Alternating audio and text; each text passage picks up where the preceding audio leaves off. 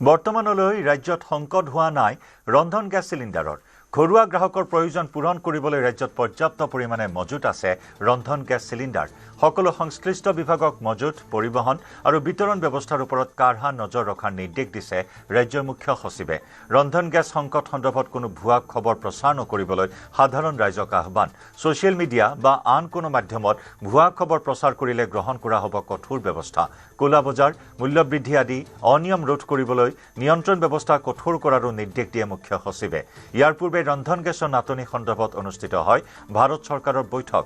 video' conference যোগে অনুষ্ঠিত হয় এই বৈঠকত সকলো ৰাজ্যৰ মুখ্য সচিব আৰু আৰক্ষী মহাপৰিদৰ্শকসকলৰ লগতে গৃহ আৰু ৰাজনৈতিক বিভাগ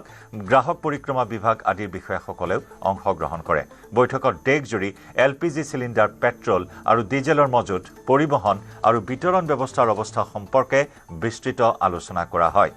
ভাৰত চৰকাৰৰ বৈঠকৰ পাছতে অসম চৰকাৰৰ মুখ্য সচিব ৰবি কুটাৰ সভাপতিত্বত শীৰ্ষ বিষয়াসকলৰ সৈতে অনুষ্ঠিত হয় এক পৰ্যালোচনা